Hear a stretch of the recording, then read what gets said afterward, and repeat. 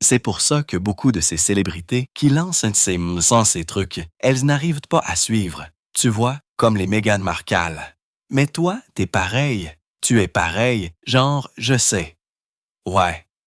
Je sais. Ouais. Genre, les gars, vous n'êtes pas obligés de faire ça. S'il vous plaît, je vous supplie d'arrêter. Je la connaissais un peu avant qu'elle ne rencontre Harry. Elle n'était pas du tout comme ça. Elle ne parlait pas comme ça. Ses manières n'étaient pas comme ça. Tout ça, c'est faux. Tu ne peux pas faire semblant tout le temps. C'est trop dur. L'atmosphère à l'intérieur du Parlement était tendue, exceptionnellement tendue pour une apparition royale. Les Sussex étaient assis tranquillement près du fond, tandis que les membres de la famille royale étaient installés sur les bancs de devant. Les appareils photo crépitaient, les commentateurs chuchotaient et les députés se tortillaient inconfortablement sur leurs sièges. Mais alors, c'est arrivé. En un instant si soudain, si effronté, que cela a envoyé des ondes de choc dans toute l'Assemblée. Meghan a tendu la main et a saisi celle de Harry. Il n'y a pas une larme à l'horizon. C'est une astuce d'acteur. Maintenant, force-toi à pleurer. Oh, je sais si bien faire ça. Oh mon Dieu, c'est dingue. N'y avait-il pas des spéculations selon lesquelles elle se trouvait sur le yacht d'Epstein à un moment donné? La plupart des photos de Meghan Markle sur un yacht ont été effacées d'Internet. Il y avait une sextape à son sujet et je l'ai vue. Que pensent vraiment les Américains de Harry et Meghan? Nous les méprisons. Pas gentiment, pas subtilement, avec force. Des témoins disent que les yeux de Harry se sont écarquillés, ses lèvres s'entrouvant comme pour résister. Mais Meghan a resserré son emprise. Son expression était froide, déterminée, osant presque les caméras à capturer ce qui allait suivre. Et puis elle a tiré. Zoomez ici. Et il est écrit, avec les compliments de Son Altesse royale, gagner de l'argent grâce à la famille royale. Alors, pourquoi avez-vous dit oui à cette émission? Parce que c'est vous. Et pour moi, cela signifie qu'il y avait des photos d'elle et du prince Andrew il y a longtemps, quand elle avait une vingtaine d'années. Il existe des preuves suggérant qu'elle est allée sur le yacht d'Epstein en même temps que le prince Andrew. Elle s'est mariée pour l'argent. Il est très clair qu'elle a mis le grappin sur l'éléphant. Elle était ravie de devenir une princesse. C'est fini. Délibérément, fermement, elle a forcé Harry à se lever de son siège. Des halètements ont retenti alors que le couple se dirigeait vers la sortie, main dans la main, Meghan en tête, Harry trébuchant d'un pas derrière, comme un homme pris au dépourvu. Les parlementaires ont tourné la tête. Les journalistes se sont précipités pour filmer la scène. Même les membres de la famille royale assis de l'autre côté de la salle étaient visiblement stupéfaits. Le prince William s'est raidi, sa mâchoire serrée comme de la pierre. Le roi Charles a échangé un regard vif avec ses aides. Un initié a chuchoté plus tard. Ce n'était pas seulement un geste, c'était un message que Harry lui appartient, pas à eux. Et ce qui s'est déroulé dans les heures qui ont suivi a été explosif. Et dans la vidéo, elle est en train d'effectuer un acte sexuel sur lui. C'est incroyable. Meghan Markle pleure dans un podcast, signant des cadeaux avec un titre royal qu'elle a perdu. Et les gens qui travaillent souvent pour elle n'arrêtent pas de démissionner. Mais derrière les gros titres, il y a des procès, l'indignation du public et des murmures sur un passé trouble. Son titre royal pourrait être celui de duchesse du drame. Les gens préfèrent appeler Gayle King une vraie astronaute plutôt que Meghan Markle. Authentique, cette femme me fait penser à une narcissique maligne. Cette femme n'a aucune conscience d'elle-même. Et juste pour vous rappeler, chaque tweet supprimé, fausse déclaration et opération de relations publiques prend des heures à reconstituer. Si vous voulez aider cette chaîne à continuer, cliquez sur le bouton « Rejoindre » et devenez membre. Nous continuerons à exposer ce qu'ils ne veulent pas soignent pas.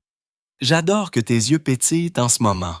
Tu sais, Meghan, comment vas-tu aujourd'hui? Ce qui, au fait, je dois juste dire « Oui, profitez-en. J'ai oublié de m'amuser. » Tu as raison. Tu as raison. Ce podcast de 2 heures que j'ai dû me farcir avec Jamie Kinlemer, qui est aussi très coupé du reste du monde. l'Assemblée n'a pas repris ses esprits rapidement pendant près d'une minute après que Harry et Meghan ont quitté les lieux en trombe. Le silence à l'intérieur du Parlement était étouffant. Le marteau du président a tapé nerveusement. Les députés ont échangé des regards perplexes et les caméras ont capturé une rangée de visages stupéfaits sur les bancs royaux. Un assistant qui se tenait près de la sortie a chuchoté plus tard. On pouvait sentir le pouvoir changer de camp dans cette pièce. Meghan ne se contentait pas de mener Harry, elle l'éloignait de la monarchie elle-même. Et c'est exactement ce qui s'est passé à la télévision. Des extraits de Meghan traînant Harry par la main se sont répandus sur les réseaux sociaux en quelques minutes. Sur Twitter, un post en tendance disait « Traîner comme un enfant, le pire moment de Harry jusqu'à présent ».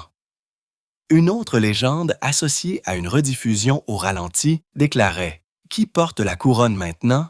Meghan ». Mais derrière les mêmes viraux, des initiés affirmaient qu'il y avait une couche plus profonde.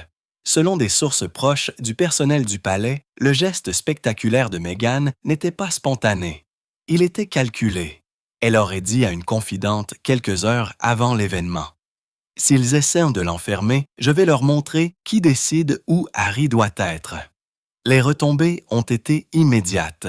Les journalistes se sont précipités à la tribune de la presse. Les députés ont murmuré au sujet du manque de respect envers le Parlement et William a été aperçu en train de parler sèchement à un assistant, son expression tendue de fureur. Et Harry, des témoins, disent qu'il avait l'air pâle, presque hébété, comme pris entre deux mondes. Le prince qui suivait autrefois son devoir et le mari maintenant tiré de force dans une autre forme d'allégeance. À la tombée de la nuit, les hashtags comme Meghan's Grip et Parliament Walkout dominaient les flux mondiaux. Les commentateurs royaux l'ont présenté comme l'acte de défi le plus public depuis que les Sussex sont partis pour l'Amérique. Mais à l'intérieur du palais, des murmures ont brossé un tableau plus sombre. Meghan n'avait pas seulement organisé une sortie, elle avait organisé une confrontation. À l'intérieur du palais, la réaction a été rapide et furieuse.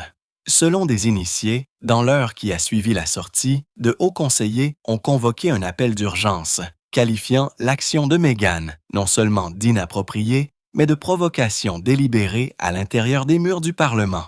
Un assistant, parlant sous couvert d'anonymat, a décrit l'ambiance sans détour. Ce n'était pas du défi, c'était du sabotage.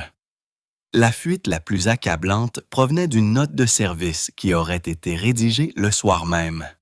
Dans celle-ci, les conseillers royaux ont averti que le geste de la duchesse constitue un affront direct à la dignité parlementaire et compromet la capacité du prince à agir de manière indépendante. Cette phrase « compromet la capacité du prince » a été saisie par les journalistes. Les commentateurs l'ont immédiatement transformé en un récit selon lequel Harry avait été humilié, réduit à un suiveur plutôt qu'à un leader. Pendant ce temps sausotant, les alliés de Meghan ont raconté une histoire très différente. Un journaliste américain favorable aux Sussex a affirmé avoir été informé à l'avance que Meghan avait l'intention de faire une déclaration. Elle l'a présenté comme un symbole d'unité. Le monde a vu une épouse soutenir son mari contre une institution qui a tenté de le faire taire. Des extraits de Meghan tirant Harry de son siège ont tourné en boucle sur TikTok, souvent légendés avec des phrases comme « Qui porte vraiment la couronne et la main qui gouverne ?» Et dans un moment viral, un lecteur labial a affirmé que Meghan avait murmuré en tirant Harry sur ses pieds. « Nous partons. » Maintenant, que ce soit exact ou non, la phrase a pris une vie propre, déclenchant des débats à travers le Royaume-Uni et les États-Unis. Meghan protégeait-elle Harry ou affichait-elle son contrôle sur lui devant les législateurs de la nation? À l'aube, la question n'était pas simplement de savoir pourquoi Meghan l'avait fait. C'était de savoir si Harry avait le pouvoir ou même la volonté de résister. En coulisses, la sortie était très différente de l'audacieuse démonstration capturée par les caméras. Selon un initié qui prétend avoir entendu l'échange dans la voiture des Sussex, Harry était furieux. Sa voix aurait tremblé lorsqu'il a confronté Meghan. As-tu la moindre idée de ce que tu as fait? Ce n'était pas ton moment à prendre. C'était à moi de décider. Mais Meghan n'a pas bronché. Elle a riposté, froide et directe. Ton moment, ta famille t'a laissé sans rien. Si tu restes immobile, ils t'effaceront. Je ne laisserai pas ça arriver. L'argument, bien qu'étouffé pour les personnes extérieures, était suffisamment intense pour que les assistants assis sur le siège avant échangent des regards mal à l'aise. L'un d'eux a déclaré plus tard à un journaliste « Ce n'était plus Meghan qui traînait Harry, c'était Harry qui se débattait pour retrouver son indépendance et qui échouait. » Ce qui a aggravé la situation, c'est le timing. Quelques heures seulement après la sortie, des sources du palais ont commencé à transmettre à la presse que Harry avait l'air désemparé et mal en point, tandis que Meghan paraissait vive et dominatrice. Le cadrage était brutal, le prince étant décrit comme faible, la duchesse comme dominatrice, et pourtant, dans les cercles de Montecito, Meghan était dépeinte comme une stratège. Des amis ont chuchoté qu'elle savait exactement ce qu'elle faisait, transformant une apparition de routine en une confrontation virale qui dominerait les gros titres pendant des semaines. Un contact proche a même affirmé que Meghan avait dit en privé ce soir-là. « S'ils veulent le montrer comme fragile, alors je leur montrerai qu'il n'est pas seul. Ils devront d'abord passer par moi. » Mais pour Harry, le symbolisme a été plus profond que n'importe quel titre. Ce que le monde a vu comme un geste audacieux, il l'a ressenti comme une privation publique de son autonomie. Des témoins l'ont décrit arpentant le sol de leur résidence plus tard ce soir-là, marmonnant la même phrase encore et encore. « Ils pensent que je suis faible. Ils pensent que je suis faible. » Et alors que les murmures venant de l'intérieur du palais se faisaient plus forts, la paranoïa de Harry a commencé à s'enraciner. Parce que si Meghan avait mis en scène ce moment comme un jeu de pouvoir, alors qui contrôlait vraiment le récit? Lui, elle ou la couronne? Au palais de Buckingham, l'ambiance était glaciale mais calculée. Quelques heures après la sortie, de hauts conseillers se sont réunis dans une salle fermée. Le consensus était unanime. Meghan avait humilié la monarchie dans l'une des institutions les plus sacrées de la nation. Et ils ont convenu que cela ne pouvait rester sans réponse. Selon un assistant, les premiers mots du roi, Charles, ont été mesurés mais cinglants. Elle voulait une scène. Nous ne lui en donnerons pas une. William, cependant, était moins retenu. Des témoins disent qu'il a claqué sa paume sur la table et a rétorqué « C'est le Parlement, pas Hollywood. S'il ne peut pas la contrôler, alors il est fini ici. » La stratégie qui a suivi était impitoyable. Les équipes de communication du palais ont reçu l'ordre de briefer des journalistes sélectionnés avec un seul récit. Harry était dépassé et a été sorti de la salle pour son propre bien-être. Le rôle de Meghan, ont-ils insisté, était secondaire, mais les fuites racontaient une autre histoire. Une note de service a circulé parmi les députés les plus gradés, plus tard divulguée à la presse, qui présentait la sortie comme une insulte directe à la dignité parlementaire, un langage qui avait un poids considérable à Westminster. Et puis est venu le détail glaçant, une ligne prétendument rédigée par le bureau de William qui disait « Ce n'est pas un partenariat d'égaux, c'est de la manipulation à l'état pur. » Cette phrase a explosé dans les médias britanniques. À l'aube, les gros titres clamaient « L'emprise de Meghan. Harry est-il toujours son propre maître, prince ou marionnette? La question qui hante le Parlement. » En coulisses, William aurait dit à ses assistants que le public avait besoin de voir Harry comme égaré plutôt que complice. S'il est perçu comme une victime, William aurait affirmé « La couronne reste propre. » Pendant ce temps, Harry, déjà ébranlé par les retombées, était sur le point de faire face à la seule chose qu'il craignait le plus, être dépeint non seulement comme faible, mais comme insignifiant. Le lendemain matin, Harry ne pouvait plus échapper aux gros titres. Tous les grands journaux britanniques affichaient les mêmes images brutales. Meghan agrippant sa main, l'expression surprise de Harry, le trébuchement maladroit alors qu'il quittait le Parlement. Les légendes étaient impitoyables. Traîné comme un enfant, le prince qui ne pouvait pas rester seul. À Montecito, les assistants ont décrit Harry comme un homme en train de se défaire. Il aurait jeté un journal à travers la pièce, en criant « Ce n'est pas moi, ce n'est pas ce que je suis ». Mais Meghan, toujours sereine, lui a dit sèchement « C'est ce qu'ils veulent que tu sois, sans le fait que tu sois, et si tu ne te bats pas contre ça, tu disparaîtras complètement. » L'échange a dégénéré. Un membre du personnel qui a entendu la conversation a dit que la voix de Harry s'est brisée lorsqu'il l'a accusé de le faire paraître faible. « Tu ne m'as pas sauvé hier. Tu m'as humilié. Tu m'as traîné dehors comme un accessoire. » La réponse de Meghan a été froide, presque répétée. Mieux vaut un accessoire à mes côtés qu'un fantôme dans leur ombre. Ces mots l'ont anéanti. Selon le même initié, Harry a fait irruption dans son bureau privé, claquant la porte si fort que les fenêtres ont tremblé. Des heures plus tard, les assistants l'ont trouvé arpentant la pièce, marmonnant à voix basse. Ils ont fait d'elle ma laisse, et je suis tombé dedans. Pendant ce temps, de l'autre côté de l'Atlantique, les images avaient pris une vie propre. Les chaînes américaines ont présenté la sortie comme un symbole d'unité, tandis que les médias britanniques l'ont présenté comme la preuve que Harry ne contrôlait plus son propre destin. Un double récit n'a fait qu'aggraver le tourment de Harry. Pour la moitié du monde, il était un mari protégé par sa femme. Pour l'autre moitié, il était un prince dépouillé de sa dignité. Et au milieu de tout cela se tenait Meghan, calme, inflexible et préparant déjà le prochain coup. Parce que pendant que Harry s'effondrait sous le poids du ridicule, Meghan aurait dit à une confidente ce soir-là même « Ce n'est pas un scandale, c'est une stratégie, et ils sont trop aveugles pour le voir. » Dès le deuxième jour, la sortie était devenue virale d'une manière que même le palais ne pouvait pas contenir. Sur TikTok, des montages au ralenti de Meghan tirant Harry sur ses pieds étaient accompagnés d'une musique dramatique, accumulant des millions de vues.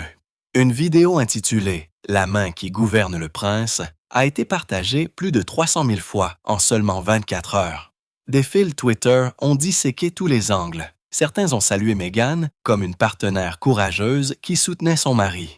D'autres se sont moqués de Harry sans pitié avec des hashtags comme Meghan's Grip, Prince Puppet et Walkout King, qui sont devenus populaires au Royaume-Uni et aux États-Unis. Les humoristes de fin de soirée se sont joints à la fête. Un animateur a plaisanté. Oubliez le protocole royal. Harry vient d'apprendre ce que les hommes mariés du monde entier savent déjà. Quand elle dit « On s'en va, tu t'en vas », le public a éclaté de rire, des extraits de la blague devenant viraux en quelques heures. Mais sous les mèmes et les blagues, l'histoire avait un poids réel. Les commentateurs politiques à Westminster ont condamné la démonstration comme une insulte flagrante à la bienséance parlementaire. Un député a déclaré publiquement « Ce n'était pas une affaire personnelle, c'était une perturbation au cœur du gouvernement ». Pendant ce temps, les émissions matinales américaines se sont concentrées sur l'angle émotionnel. Sur Good Morning America, un présentateur a déclaré avec sympathie « Ce que nous avons vu, c'est un homme soumis à une pression immense, s'accrochant à la seule personne qui se tient encore à ses côtés. » La couverture médiatique était frappante. Pour l'establishment britannique, Harry était un fardeau humilié. Pour le public américain, il était un homme tiraillé entre sa famille et sa liberté. Et pourtant, pour Harry lui-même, aucune de ces versions ne lui semblait vraie. Selon un ami qui a parlé anonymement, Harry a avoué lors d'un appel tard dans la nuit « Il ne se moque pas de nous, il se moque de moi, et je ne sais pas comment arrêter ça. » Mais alors même qu'il s'effondrait sous le poids du ridicule, la détermination de Meghan ne faisait que se renforcer. Des initiés ont affirmé qu'elle avait dit à son équipe « Si le palais veut que ce soit une blague, très bien, qu'il rit jusqu'à ce qu'il voie ce qui va arriver ensuite. » Le palais, cependant, était déjà en mouvement. Silencieusement, délibérément, William et Charles ont commencé à élaborer une réponse qui transformerait la cascade de Meghan en une arme contre les Sussex eux-mêmes. Pendant que les médias sociaux riaient et débattaient, le palais affûtait déjà ses couteaux. En coulisses, Charles et William ont convoqué une réunion tard dans la nuit avec de hauts conseillers. Selon un initié, le ton n'était pas émotionnel. Il était chirurgical. William, arpentant la pièce, aurait dit « Ils veulent le chaos. Nous leur donnerons le silence, et le silence les enterrera. » Le plan était double. Tout d'abord, priver Meghan d'oxygène. Les déclarations officielles seraient brèves, cliniques et axées sur la dignité du Parlement, pas sur le drame. « Nous ne ferons pas d'elle le titre », a insisté un conseiller. Deuxièmement, redéfinir Harry comme un fardeau. Des fuites soigneusement orchestrées ont suggéré qu'il s'était senti mal à l'intérieur de la salle, incapable de faire face à la pression du devoir public. La main de Meghan, qui s'est agrippée, ont-ils insinué, était moins un acte de défiance qu'un acte de désespoir. L'image d'une épouse sauvant un mari fragile. Ce récit a eu un impact important. En quelques heures, des journaux comme le Times et le Télégraphe ont publié des titres tels que « Le prince retiré en raison de problèmes de santé ». Meghan intervient alors que Harry a du mal à faire face. Pour William et Charles, c'était un coup de maître. En décrivant Harry comme fragile plutôt que rebelle, ils ont dépouillé le geste de Meghan de son pouvoir. Ce qu'elle entendait comme une domination est devenu, dans le récit du palais, un acte de pitié. Mais les représailles ne se sont pas arrêtées au spin. Des conseillers juridiques auraient rédigé des avertissements aux médias américains qui étaient trop sympathiques, leur rappelant que le Parlement était une institution protégée et que de fausses représentations de perturbations pouvaient avoir des conséquences. Pendant ce temps, des initiés ont divulgué des murmures d'une mesure bien plus sévère. Des discussions sur la question de savoir si Harry devrait faire face à des restrictions formelles concernant sa participation à de futurs événements d'État. Une ligne glaçante d'un briefing divulgué disait « Si le duc ne peut pas faire preuve de discrétion, la discrétion sera exercée pour lui. » Pour Meghan, c'était la confirmation de ce qu'elle craignait et attendait. Mais pour Harry, c'était pire. La possibilité réelle que la sortie ne l'ait pas seulement humilié. Cela avait donné à la couronne l'excuse dont elle avait besoin pour l'écarter pour de bon. Lorsque les fuites ont atteint Harry, elles ont frappé plus fort que n'importe quel titre. Selon un ami proche, Harry faisait défiler son téléphone tard, ce soir-là, lorsqu'il a vu la ligne répétée sur plusieurs médias. Si le duc ne peut pas faire preuve de discrétion, la discrétion sera exercée pour lui. Il l'a lu à voix haute, sa voix se brisant. Il menace de me bannir de mon propre pays. La pièce est tombée dans le silence. Meghan, assise en face de lui, n'avait pas l'air surprise. Elle aurait répondu avec un calme glaçant. « Ils veulent que tu partes depuis des années. Maintenant, ils pensent enfin avoir une excuse. » Mais Harry n'a pas entendu de réconfort dans ses paroles. Des témoins disent qu'il a explosé, arpentant la pièce, criant, frappant du poing sur la table.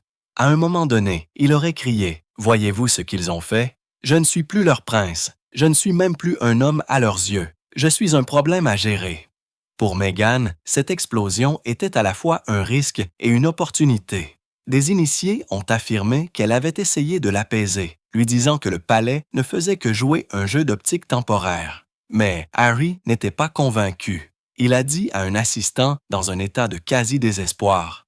S'il m'empêche d'entrer au Parlement, il m'empêche d'entrer dans l'histoire. Je vais disparaître. Pendant ce temps, à Londres, le récit se durcissait. Les commentateurs ont ouvertement débattu de la question de savoir si la présence de Harry lors de futurs événements posait un problème de sécurité. Et certains ont même suggéré que son comportement imprévisible pourrait nuire à la dignité des cérémonies d'État. Et puis est venu le coup de grâce. Des murmures selon lesquels Harry avait apporté une note pliée au Parlement ce jour-là. Une lettre personnelle destinée à William, mais il n'a jamais eu la chance de la remettre. Selon un assistant qui l'a vue, les mots qu'elle contenait étaient déchirants. « Je suis toujours ton frère. Ne laissons pas cette fois être la dernière fois que nous nous tenons ensemble. » Cette révélation s'est répandue comme une traînée de poudre, renforçant l'image de Harry non pas comme un rebelle, mais comme un homme implorant d'être accepté, seulement pour être traîné hors du Parlement avant que son message ne puisse être entendu. Pour Harry, c'était le plus cruel des rebondissements. Son plaidoyer pour la réconciliation froissé dans sa poche, tandis que le monde riait de son humiliation. À la fin de la semaine, l'image était cimentée. Meghan tirant Harry par la main, Harry trébuchant, rouge de colère, quittant le Parlement sous les yeux du monde entier. Mais l'histoire ne s'est pas arrêtée aux portes de la salle. Lorsque les assistants du palais ont finalement récupéré la note froissée dans la poche de la veste de Harry, ces mots ont fuité par fragments dans la presse. Ce n'était ni un manifeste ni une plainte. C'était un chagrin d'amour sur papier. « Je suis toujours ton frère. S'il y a de nouveau de la place pour moi, dis-le-moi avant qu'il ne soit trop tard. » Le contraste était dévastateur. À la caméra, Harry était le prince traîné comme un enfant. Sur le papier, il était l'homme qui implorait la reconnaissance d'un frère.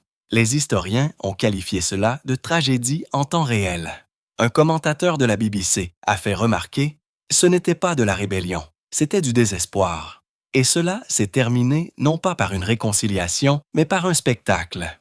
Pour William et Charles, le silence est devenu leur arme.